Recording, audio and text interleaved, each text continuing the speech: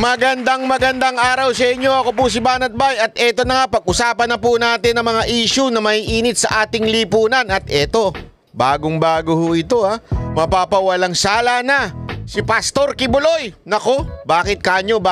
Kasi ho may matinding nagaganap ngayon sa Amerika. Ngayong panahon na ito, kakatapos lamang po ng inauguration ni Pangulong Donald Trump, si Paring Donald. Si Paring Donald, di nyo kilala yun? Si Paring Donald, siya lang naman ng natin yan, kababata natin yan.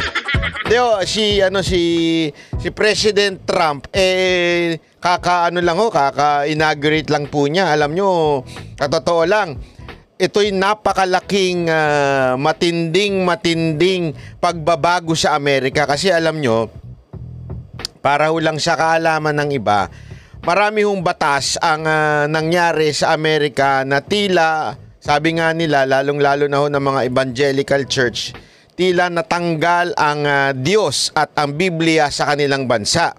Kasi nga meron daw itong si Biden, may hindi ho ganun katulad ni Trump, na siyang alam naman po natin proud ho na kanyang iprofess ang kanyang pananampalataya.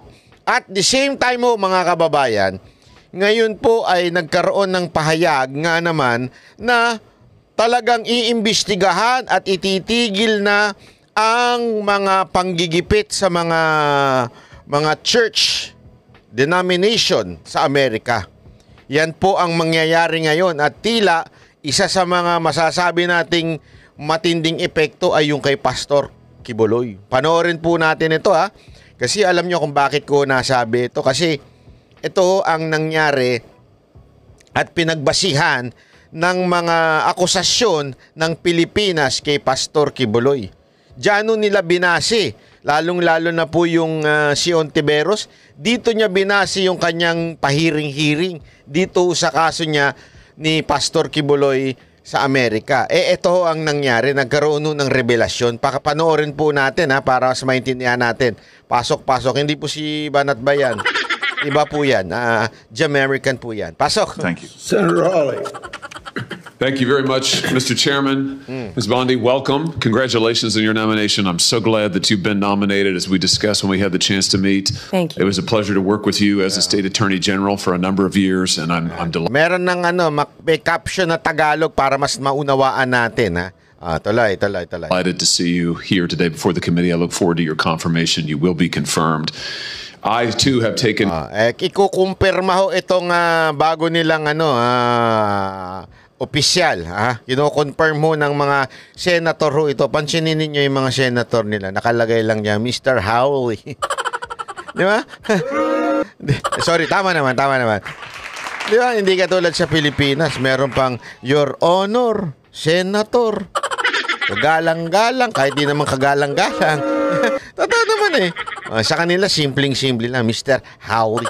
Note of the number of times you have been asked about weaponization of the Department of Justice as if it was a theoretical possibility that might happen in the future. One of my colleagues on the other side said, weaponization may well occur under your tenure. We all know that weaponization has occurred like we've never seen before in American history under this administration, and I want to get even more specific. Under this administration, yung kay Biden pa, si Biden pa po nakaupo dito. So sinasabi niya dito, meron talagang weaponization ng pagtutuligsa sa mga churches sa Amerika. Kinukumpirma niya. Ngayon, itinatanong niya dito sa bagong opisyal. In the last 4 years, this administration has carried out an unprecedented attack and campaign against people of faith. Yan tinatanong niya, sinasabi niya, kino-confirm niya.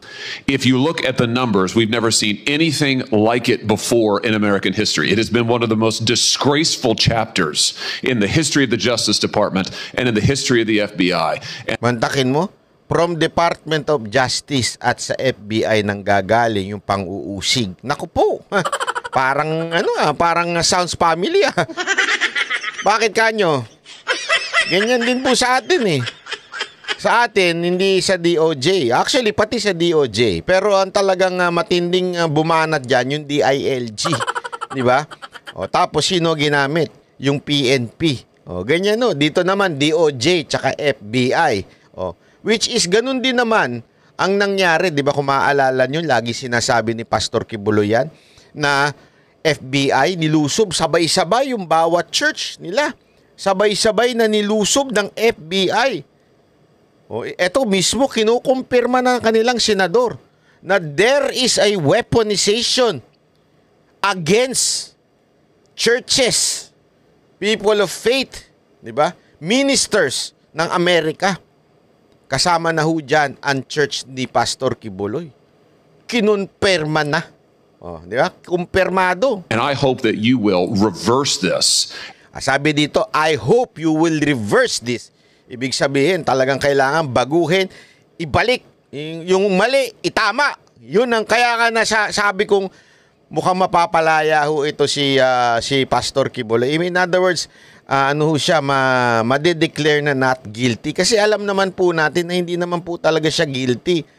Ginawa sa kanya ito kasi meron nung talagang massive, di ba? May massive attack po sa mga churches na ginawa ang mismong gobyerno ng Amerika. Kinukumpirma ito ni Mr. Hawley at ikukumpirma ng bagong opisyal nila.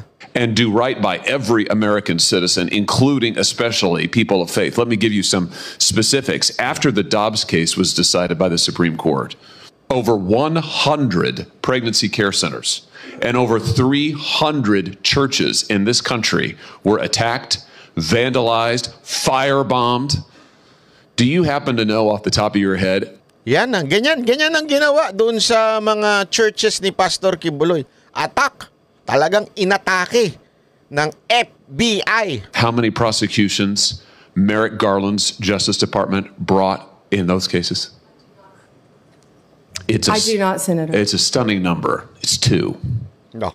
Hundreds of churches, hundreds of pregnancy care centers. And I might just add, these pregnancy care centers, the attacks on them, which were violent, which were gruesome, were egged on and encouraged by rhetoric from members of Congress, including members of this body, who have said that pregnancy care centers aren't real medicine, that they're not real doctors.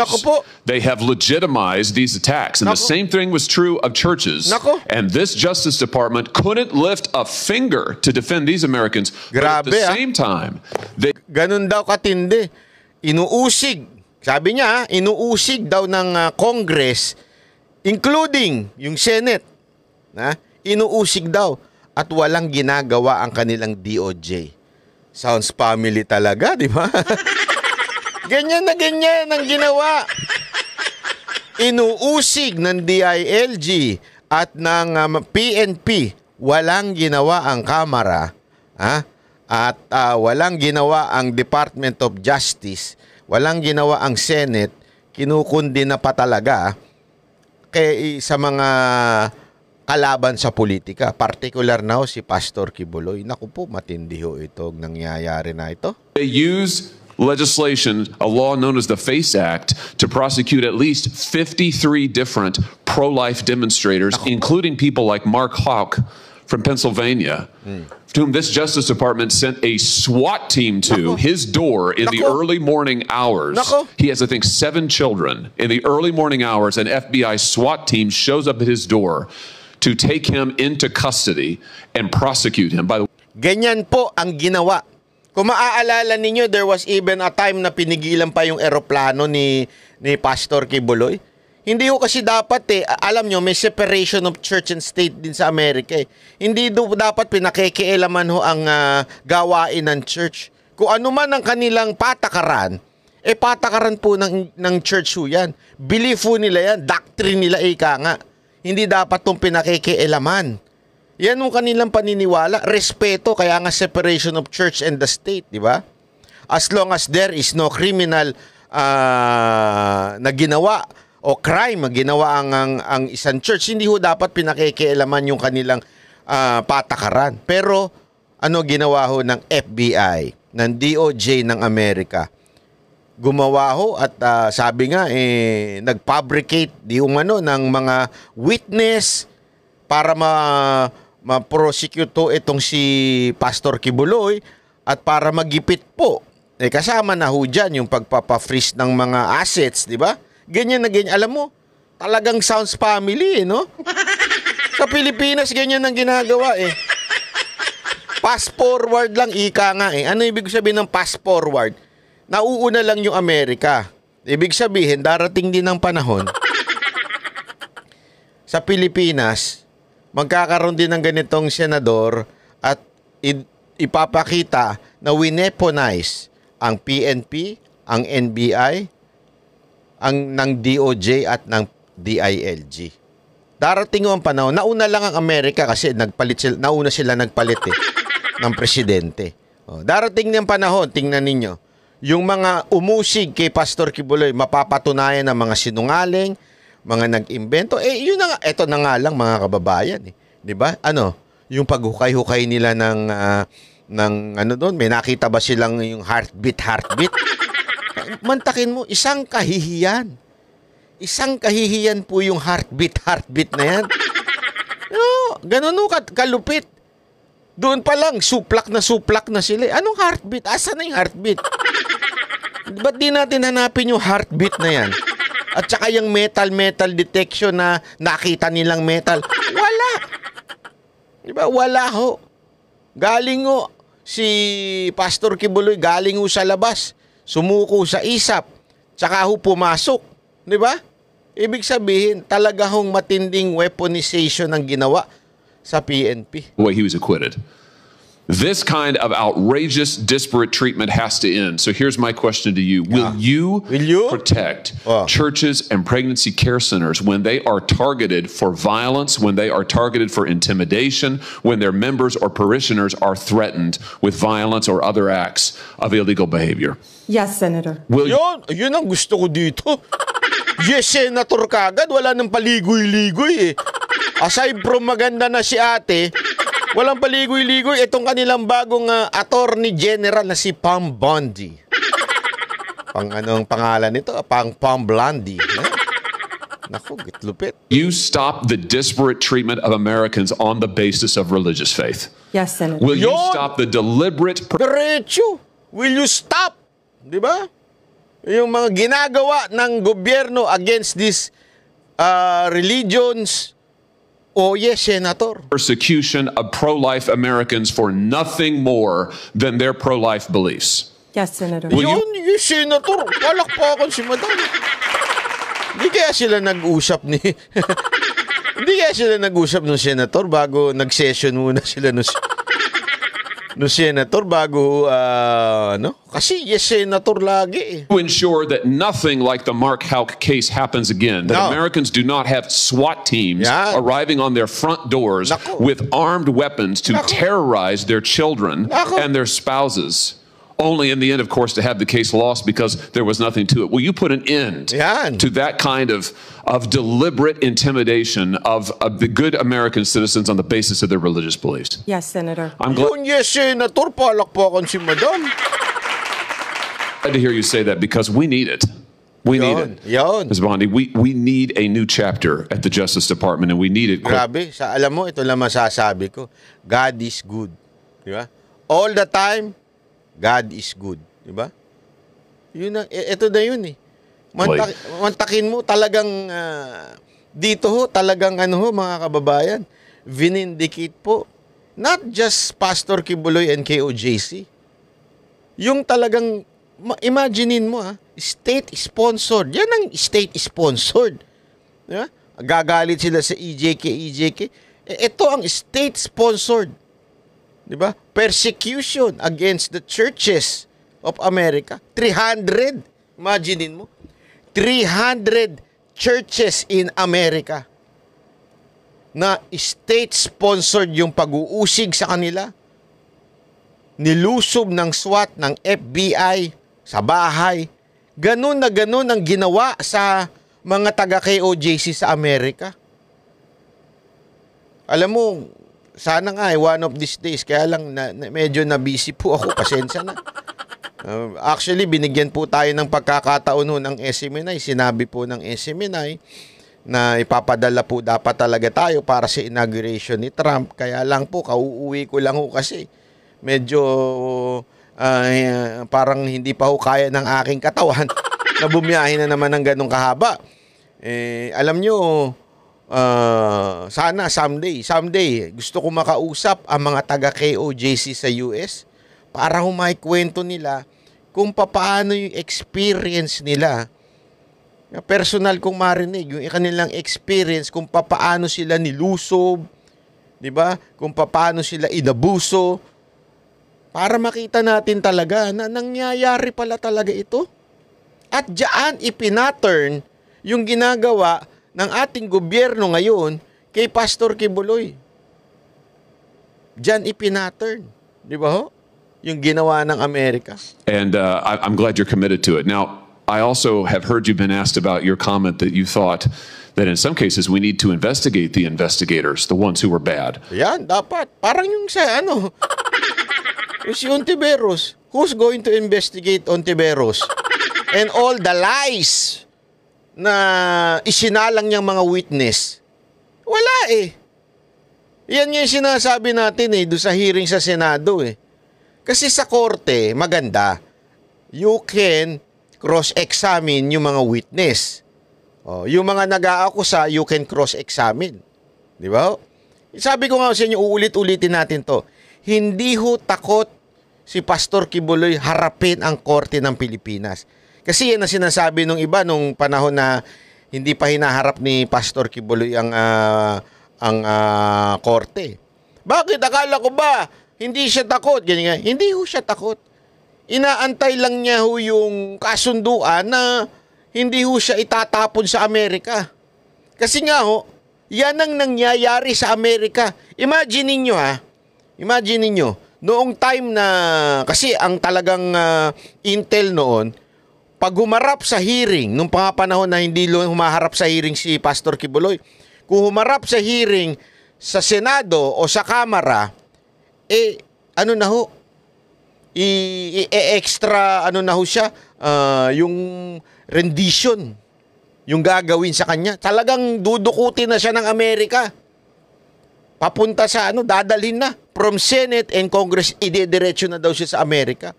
At that time, yan na nangyayari. Ayan, nanggaling na sa bibig mismo ng senador. Nanggaling na mismo sa bagong attorney general na totoong nagkaroon ng state-sponsored persecution against churches. Kung humarap siya noon sa Senado, pinatapon siya sa Amerika. Sabi nga ng baka hindi lang rendition ang gawin sa kanya doon eh.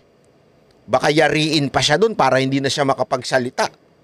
Maagaw na yung kanyang mga o yung property ng KOJC o kung anumang nais ng Amerika.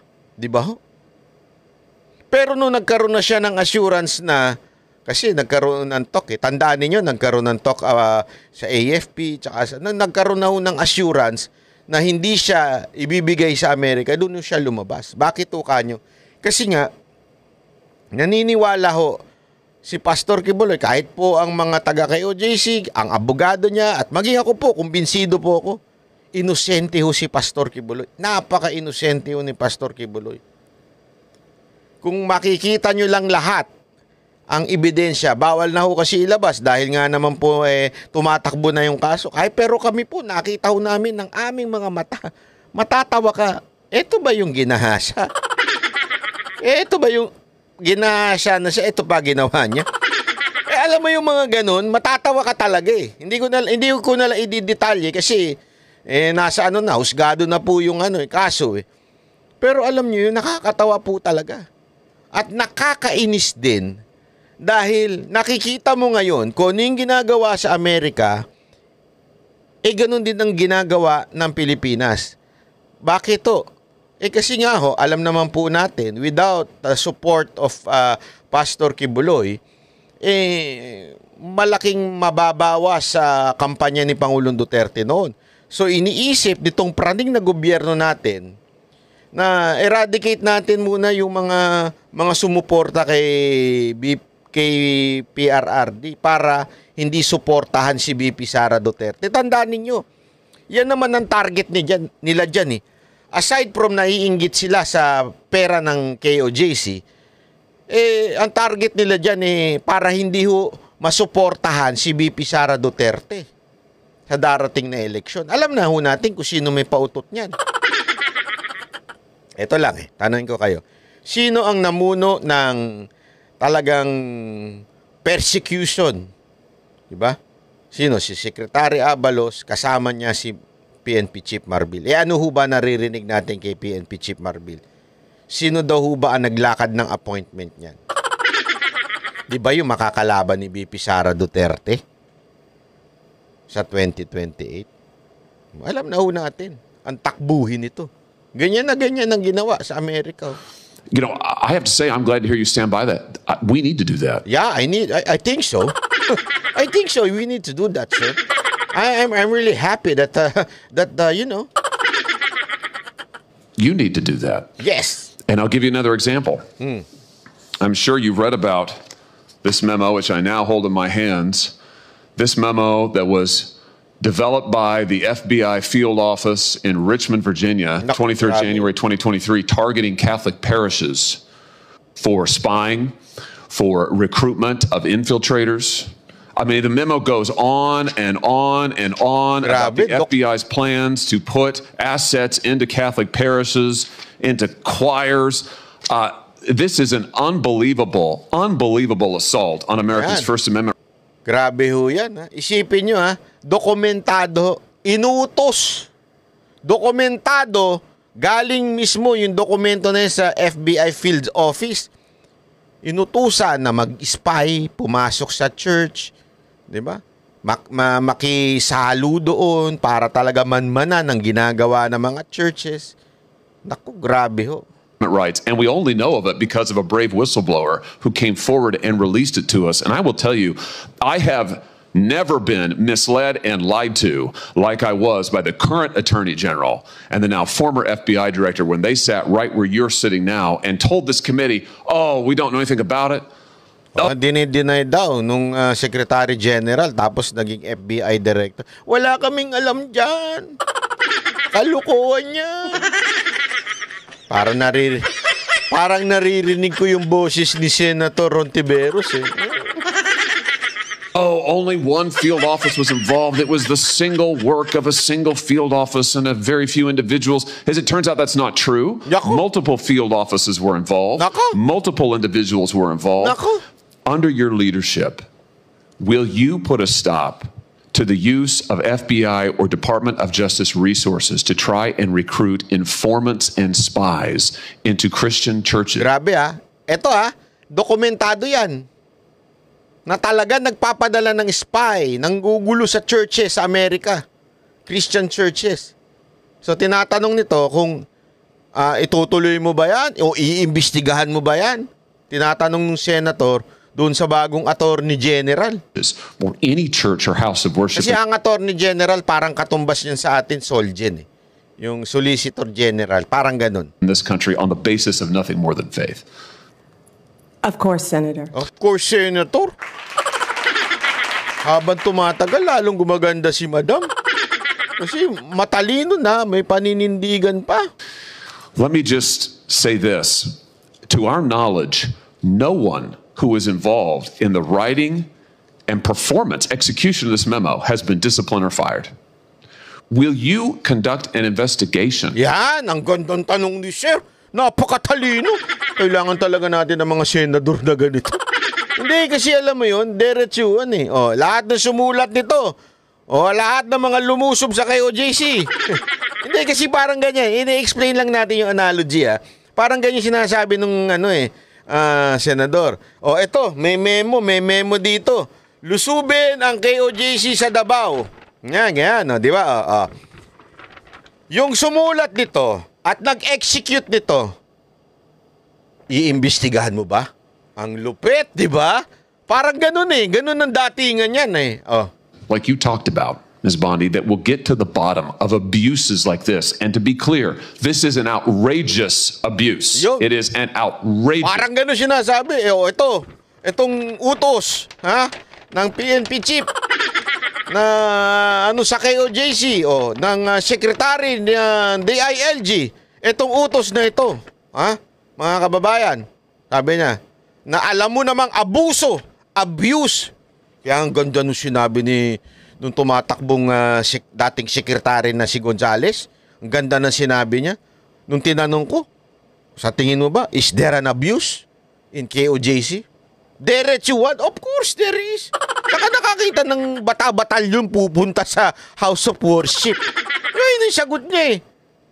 Tandaan nyo Secretary of National Defense yun. Hindi yun ordinaryong baka akala nyo, sekretary lang ng mga boss nyo. Hindi.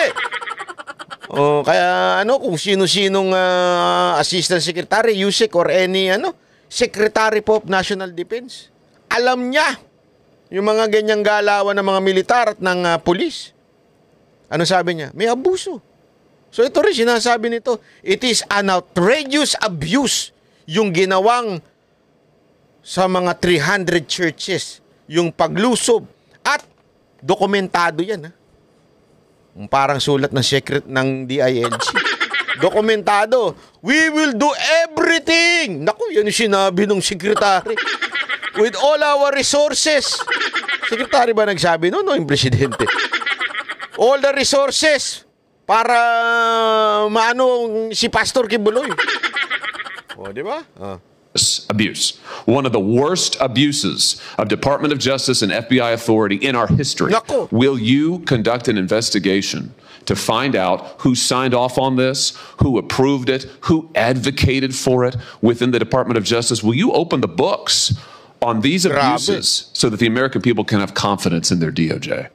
Senator, and I think what you're talking about is the ultimate weaponization, what we've been discussing all day. If I'm confirmed as Attorney General, one of the first things I will do, there'll be many, but I will personally read that memo, and if Mr. Patel is confirmed, discuss it with him right away. Grabe. Fantastic! Grabe. Hindi! Wala nang paligoy-ligoy. Mr. Senator, sinasabi mo ba yung abuse na nangyari na itong mismong memo na kung saan nagkaroon ng abuse? Ayan ba sinasabi mo? O yung weaponization. Talagang wineponize. That's the term. Wineponize ang DOJ at FBI para usigin, i-persecute ang mga churches sa Amerika. Kaya nga sabi ko sa inyo, casualty dito ang KOJC. Casualty. Kaya antindi ho nito. Kaya sa tingin ko talaga mapapawalang sala na o masasabi nating mababaliktad ang mga akusasyon na ipinukol kay Pastor Kibuloy at sa KOJC diyan sa Amerika. Kasi kasama ho Ito ho yung ginawa sa kanila Sabi ko nga, hindi lang sa KOJC at kay Pastor Kibuloy. Sa iba pang mga churches. At ito sinasabi nila, mali talaga. Wineponize. Mali yung ginawa ng DOJ. Di ba? Kaya nga, sana, prelude ito doon sa mangyaya. Kasi alam mo naman ng Pilipinas, nakapattern yan sa Amerika. Lahat ng, kahit nga yung ating konstitusyon nakapattern. Pati yung form of government natin, although may pinagkaiba, pero halos lahat ginaya sa Amerika. Kaya sa tingin ko, yan din na magiging direksyon ng Pilipinas eventually. Yari ho yung nag-weaponize sa PNP at saka sa NBI sa pagdating ng panahon. Prelude ho ito sa tingin ko. Yung nangyayari na ito. Sa parang sa salita bagang parang this is just a vision of what will happen in the future. Di ba? And you would see. Alam mo, ito lang komento ko lang ito Kasi marami nagsasabi dyan. Ako, meron akong mga kilala nagsasabi, bakit mo iboboto si Pastor Kibuloy? Di ba? Akusado yan ng ganito, human trafficking, child abuse, blah, blah, blah. Alam mo, mga kababayan, huwag niyong kalimutan ang buhay ni Joseph. Kilala niyo si Joseph? Si Joseph yung pong, Joseph! Joseph! Kilala niyo yun? Yung yung inaakit to ni Potiphar, wife, yung asawa ho nung parang pinuno nila doon. Joseph! Tapos nung hindi nakuha si Joseph, ito di ba? Anong sinigaw nung asawa nung sinigaw, ginahasa daw siya, inabuse daw. Nakulong si Joseph. Mantakin mo, ito mas matindi pa yung kay Joseph. Sino nagsabi? Asawa nung kanilang leader ang nagsabing, ginahasa ako ni Joseph. So imagine niyo na lang yung pangyayari noon. Hindi ho ito first time na nangyari kay Joseph na nakulong siya. Nakulong siya. Ito nangyari, nakulong siya. Sigurado ko by that time, yung mga kaibigan Joseph, mga katropa ni Joseph, yung mga kadikit ni Joseph sa kanilang community, sigurado ko kinundi na si Joseph. Ay, ganyan pala si Joseph. Nanggagahasa. Yung perspective ng tao, sigurado ko, ganun. Di ba? Kaya nga, no wonder, ganun din ngayon ang tingin kay Pastor Kibuloy nung ibang mga tao. Bakit? Kasi kahit nung unang panahon, meron ng mga false witness. Kaya nga, isa ho yan, di ba, sa mga commandment, do not be false witness, ganyan-ganyan, o bear false witness. Kasi noong unang panahon, may mga ganyan na, may mga sinungaling na. Hindi lang ngayon na uso ang sinungaling, baka akala nyo, mga fake news, nangyari na yan noong unang panahon. As a matter of fact, katulad ni Joseph, nakulong, naparusahan. Pero ano kinaganda? Sabi nga, ang plano ng Panginoon ay kakaiba. Kung sa tingin ng iba, isang condemnation kay Joseph ito. Sa tingin ng iba, ito ay parusa kay Joseph. Hindi ho. Mabuti pa rin ang Panginoon. Kahit anong mangyari sa buhay mo, basta totoo ka, pure ka, hindi ka nagkasala, kahit anong mangyari, kahit anong tingin ng ibang tao sa'yo, darating ang panahon na mabivindicate ka. Ganun na nangyari kay Joseph. Di ba? Ano nangyari? Siya ang naging pinuno doon sa, yung naging mayor. Doon sa loob ng kulungan. Yan ang istorya niya. Nag-excel siya. Because God was with him. Nag-excel siya, naging siya dyan, hanggang eventually, sa kadulu-duluan ng buhay ni Joseph, kahit nga yung mga kapatid niyang ginulpi siya at itinapon siya, di ba? Biglang na-realize nila kasi naging kanang kamay na ng Pharaoh sa kanila. Si Joseph, sabihin, na-vindicate na hindi pala siya nagkasala, hindi pala siya at naging pinuno na siya. Yung mga kapatid niya, ano nangyari? Lumapit sa kanya ngayon, di ba? Ganda ng istorya ni Joseph. Na tila kinundi na ng society, pero ang ending, ginamit pa rin siya ng Panginoon. Alam mo, nakikita ko dyan yung buhay ni Pastor Kibuloy. Si Pastor Kibuloy, ngayon kinukundi na siya ng mga tao. Siya ho ay talaga nga namang kung ano-ano sinasabi sa kanya. At ang masakit dito, yung mga supposedly humingi ng tulong sa kanya during the campaign, yan ho yung mga taong tumalikod sa kanya, kinundi na siya at ipinakulong siya. Masakit. Masakit po yan. Pero alam nyo, eto, sigurado ako dito. Kasi basta, di ko nila sasabihin. Pero napaka-positive ho ni Pastor Kibuloy. Hindi ho siya nagtatanim ng galit doon sa mga nag-betray sa kanya. At the same time, he is excelling doon sa kanyang kulungan. Sobrang nag-e-excel siya. Kasi may kilala tayo dyan sa kulungan eh. May mga kaibigan tayong mga BJMP. Kinikwento nila sa akin. yung KOJC, tinutulungan yung mga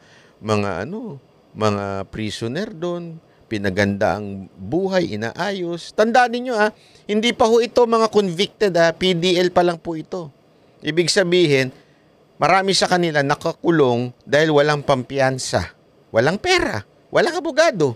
Marami ho, kaya nga sabi ni Pastor more or less 70% naandoon ng wala namang kasalanan. Kasi alam nyo, meron din talagang problema sa ating batas. Na-realize ko din yan hindi ko na lang sasabihin, hindi ko na lang didetalye, pero na-realize ko din yan nung mga panahon na nakasuhan ako. Isa lang nasabi ko sa utak ko talaga ang dami kong gustong baguhin batas. Uy, parang gusto mo to. Hindi, ang dami ko nakitang batas na ang pangit sa Pilipinas. Batas na kung saan, pag mahirap ka, kulong ka. Pag wala kang pera, kulong ka, matik. Pero pag may pera ka, kahit mamamatay tao ka, laya ka, sigurado. Kahit nagtutulak ka, kahit nagdi-deliver sa'yo ng droga, malaya ka. Ganun ganun yung katindi yung batas sa Pilipinas. Alam mo yun? Ganun na marami dyan sa mga nasa kulungan. Tama naman si Pastor doon Marami dyan, hindi lang nila kayang kumuha ng abogado. Magkano acceptance fee ng abogado? Pangalawa, hindi lang, marami pa pong mga hindi makapagbayad ng bail. Kahit hindi naman po talaga sila dapat nandyan. Kaya nga alam mo, ang ganda ng ginawa daw ni Pastor Kibuloy, according do sa kwento sa akin ng isa sa mga tao dyan. Kasi marami dyan, tinulungan daw ni Pastor, binigyan niya ng libreng abogado, ganito. Kaya marami dyan ang natulungan. Alam mo, kaya naniniwala ako na pinahintulutan ng Panginoon na makulong si Pastor Kibuloy. Kasi mas lalo niya makikita yung kulang sa society. I think this is a way of the Lord to prepare Pastor Kibuloy for a higher call. Alam niyo mga kababayan, sa buhay po kasi, lagi ho natin tatandaan yan, parang building yan The higher the building, the deeper yung kailangang foundation. Tandaan niyo yan. Kasi kung mababaw lang, halimbawa, bahay lang itatayo mo, hindi mo naman kailangan ng sobrang lalim na foundation. Pero kung mga 30-story, 40-story na building, kailangan mo laliman yan. Kasi para tumibay yan at tumayo ng tuwid, di ba? Ibig sabihin yung matibay. Ganun ang nangyayari. Ganyan ang nangyari kay Joseph Di ba? Kailangan niyang pagdaanan ng lahat mula doon sa yung tinapon siya nung kanyang mga kapatid, nakulong siya, naging slave siya, di ba? Hanggang eventually the plan of God was gawin pala siyang parang kanang kamay doon sa kanilang lugar. He prepared, di ba? He was prepared by God. Sa tingin ko ganito nangyayari kay Pastor Kibuloy. God is preparing Pastor Kibuloy for a higher call. I don't know. I mean, I really don't know.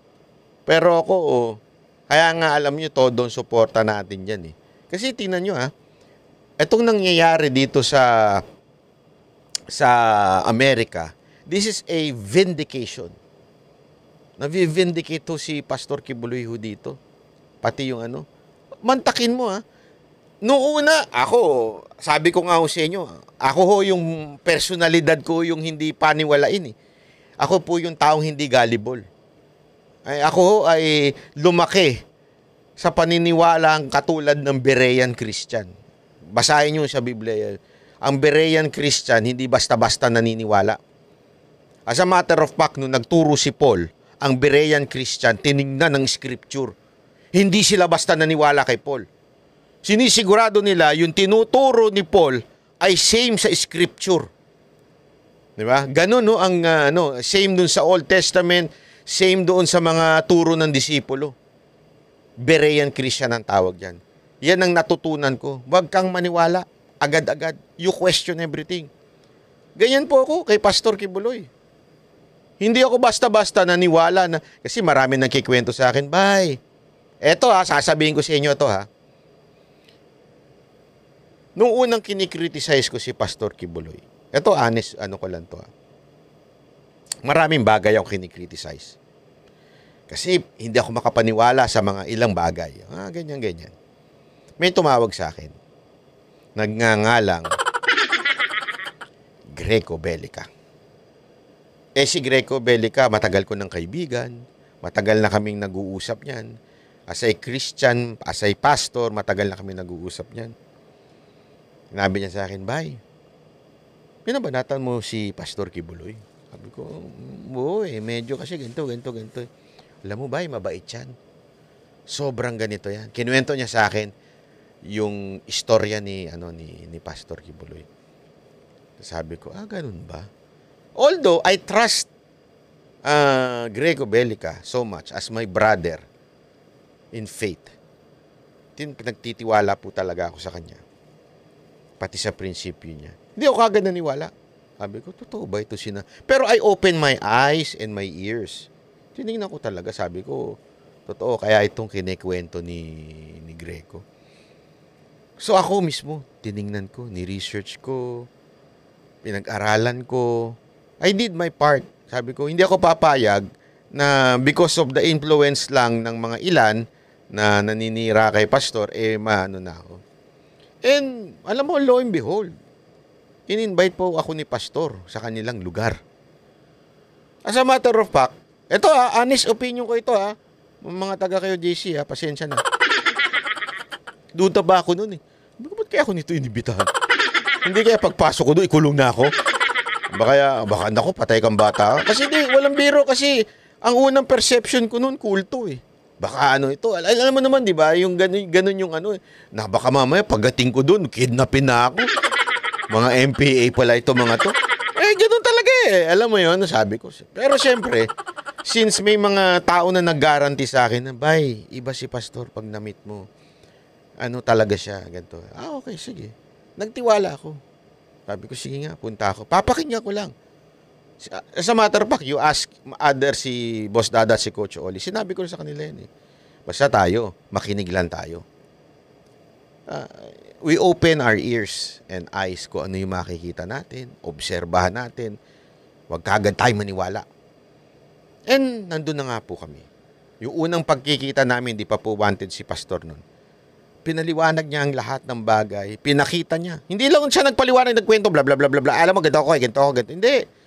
May mga pinakita siyang dokumento, pinakita niya yung akusasyon, tapos challenge siya kami.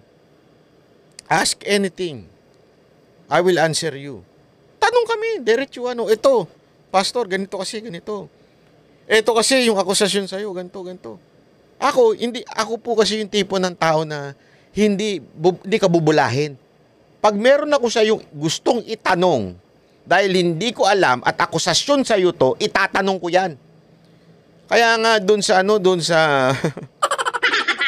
ito kwentong to, sana walang nanunood ng mga taga SMNI.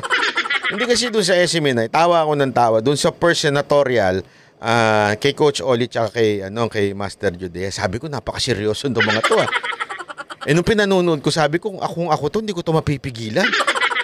Hindi ko talaga mapipigilan magtanong, mag-follow up question. Kasi ayoko nung ayoko nung nakakarinig na alam ko naman binubullshit lang ako. Alam mo naman, tinatarantado lang yung mga Pilipino. Talagang tatanungin kita. Kaya nung pangalawa na, yung second, actually nung gabi pa lang kinakausap ko na yung aming boss doon. Sabi ko, seryoso ba kayo? Kukunin niyo ako? Kasi Saturday yan nung Sunday, sige na nga. Nag-iisip talaga ako. Yung guest namin, pinag-aralan ko talaga. Akala nung siguro hindi ko kilala. Pinag-aralan ko talaga sila kung sino sila. Kasi nga, gusto ko magtanong ng totoo. Hindi ako magpapaano doon sa basta lang na script, ika nga. Tatanungin ko talaga kayo ng tatanungin. Kasi pinag-aralan ko na itong mga tao na mag-guest. Buti naman. Nagtiwala naman sa akin yung namin doon na Kasi tinanong ko, ma'am, baka pwede ako mag-follow up question kasi gusto kong tanungin. Kasi ganun po ako eh. Ayoko yung porket sinabi mo na I'm against corruption. Lahat naman ng Pilipino nagsasabi nga I'm against corruption.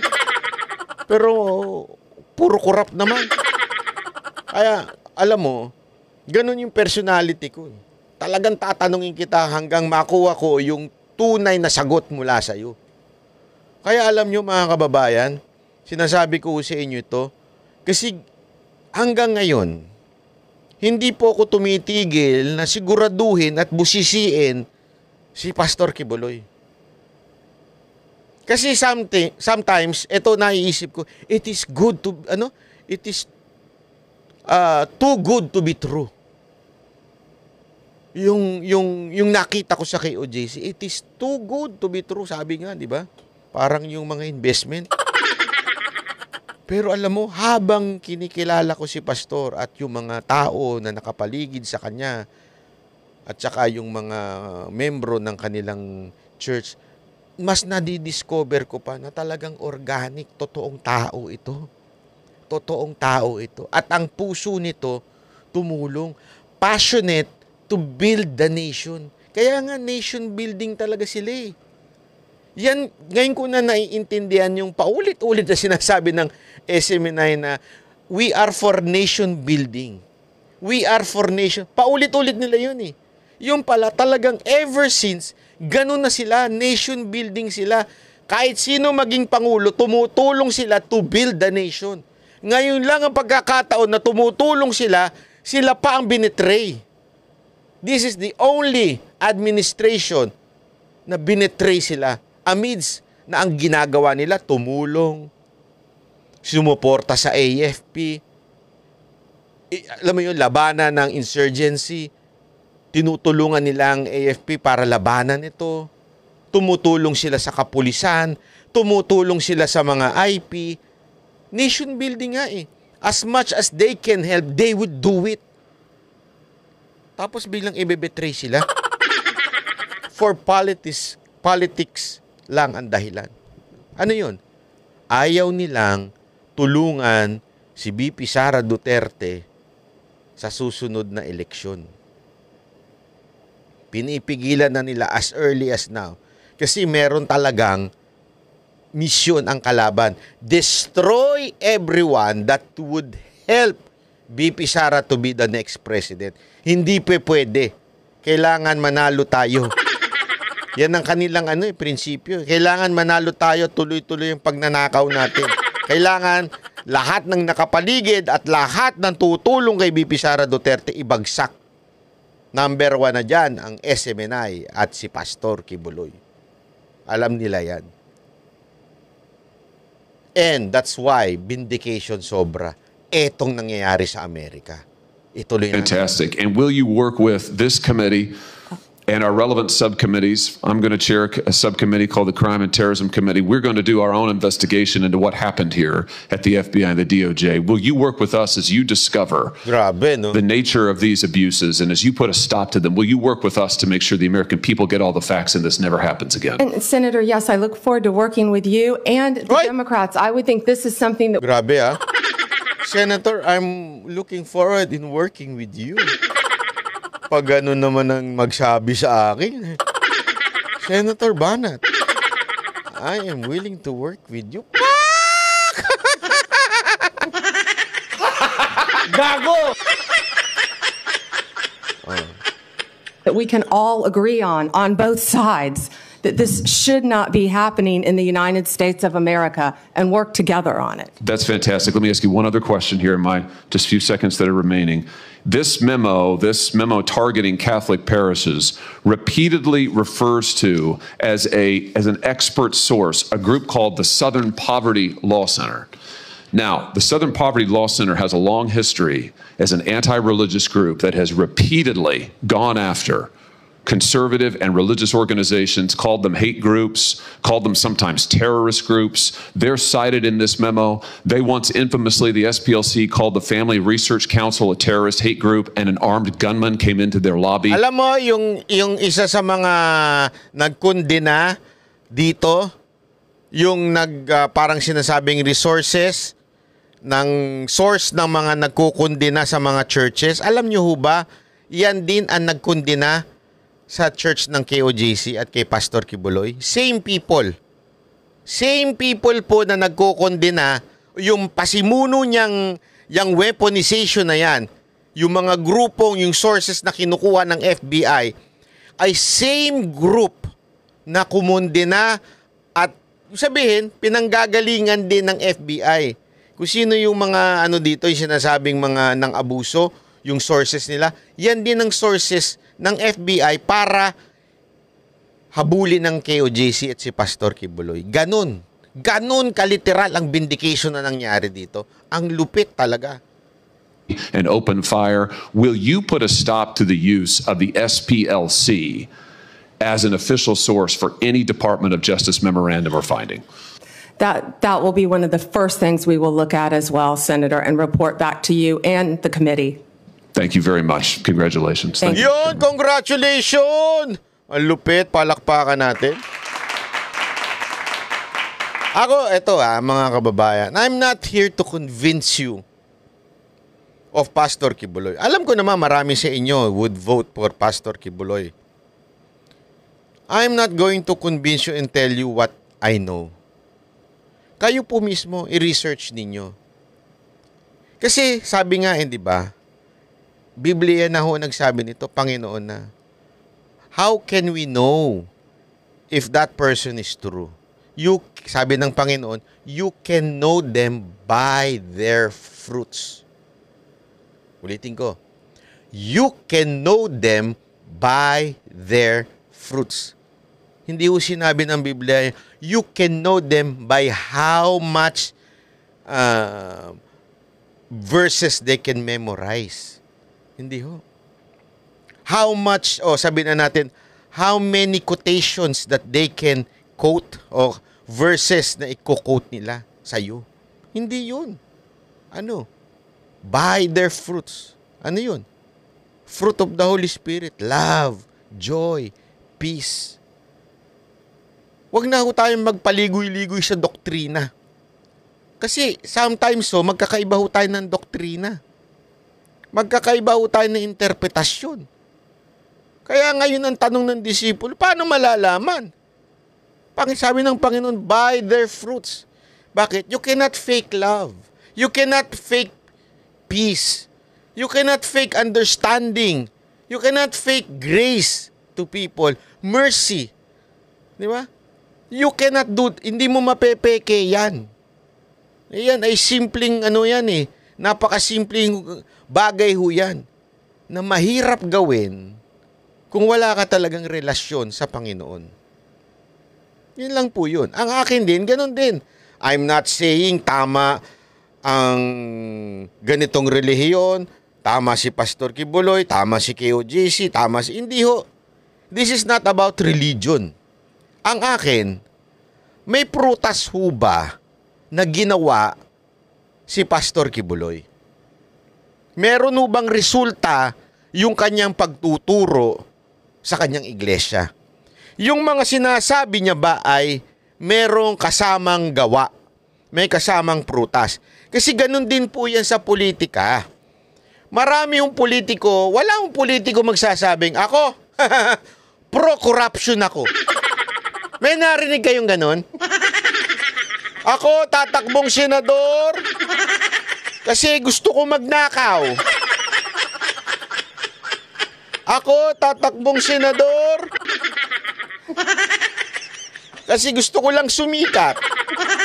Walang magsasabing ganung tumatakbong senador. Lahat yan, sasabihin nila, I'm anti-corruption. Lahat yan sasabihin nila, I want to serve. Pero ang tanong, may prutas ho ba sila? Doon sa mga nakaraan nilang serbisyo, o kung ano man ang ginawa nilang trabaho, o kung ano man pinanggalingan nilang komunidad, meron ho ba silang prutas? Ibig sabihin ng prutas, meron ho ba silang resulta ng mga ginawa nilang yun? Ako, ang sigurado ko, meron si Pastor. Kaya nga sobrang inggit ng mga ilan dyan, dahil grabe ho, pag pumunta ka, zero corruption. mayaman sila. Eto nga to be honest, minsan napapatanong ako, bakit kaya ang yaman nito? Bakit ang yaman ng KOJC? Bakit ang linis, ang ayos, extravagant? Kung iisipin mo naman, wala naman sa wala ako pinatatamang kahit na anong relihiyon. Kasi marami naman relihiyon na mas marami kesa sa KOJC. Pero bakit tila ang extravagant ang KOJC in terms of kanilang mga house of worship, prayer mountain? Bakit ganun sila? Kahit yung mga tao nila willing na, alam mo yun, to spend their money for the church or for the work of the church. Bakit? As a matter of fact, isa yan sa mga tinanong ko kay Pastor Kibuloy. Alam mo, nakuha ko yung sagot eh. Nakakuha ko yung sagot sa kanya na talagang sila eh. They live what the Bible preach. Kung maaalala nyo, ganyan ang ginawa nung unang mga follower of Christ. Anong ginawa nila? Nagsama-sama sila, ibinenta nila lahat ng pagmamay-ari nila at ibinigay nila sa disipulo para gamitin sa ministeryo. As a matter of fact, meron dalawang mag-asawa doon na hindi nila ibinigay doon sa church. Yung sa disipulo, yung pagmamay-ari nila, hindi nila binigay ng buo. Namatay. Totoo. Basahin nyo yan sa Acts. Nandyan po yan. Ganun eh. Kaya mayaman ang KOJC kasi ganun ang kanilang binubuhay na prinsipyo. Ganun. At dahil zero corruption, every penny is being used rightly.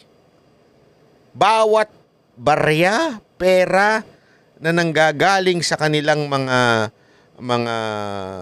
membro ay nagagamit sa tama, kaya mayaman sila. Zero corruption. Nakita natin yan kay Pastor Kibuloy. Eto mga kababayan, kaya ako naniniwalang perfect timing ang pagtakbo ni Pastor Kibuloy because we are now saturated with politicians na sobrang corrupt to its core. Alam nyo, kung pwede ko lang ikwento sa inyo yung mga nalalaman kong kinikwento mismo sa akin ng mga mambabatas. Trilyon-trilyon na ang ninakaw nila unang taon pa lang. Ganun na kalupit. Alam nyo mga kababayan, sabi ko, this is the worst. Congress sa kasaysayan ng Pilipinas. This is the worst. Grabe ang korupsyon to the max. Garapalan na. As in garapalan. Kaya perfect yung pagpasok ni Pastor Kibuloy at sa kanyang advokasya na zero corruption. Kaya nung kinausap namin siya, sabi niya, kayang-kayang gawin eh. Kaya nating umasenso at maging first world country. Basta zero corruption. Sabi ko, pambihira. Ang hirap niyan. Hindi ho siya naghahangad na bawasan ng korupsyon. Hindi. Ang hinahangad niya, zero corruption. Bawat tax nating mga Pilipino napupunta talaga para sa bayan. Para sa serbisyo sa bayan. Could you just imagine that? Ang sarap po maging Pilipino kung hindi ho korap ang gobyerno. Maraming salamat po. Ako po si Banat Bay. Yan ang Banateros, boses ng ordinaryo Pilipino. Banateros ay walang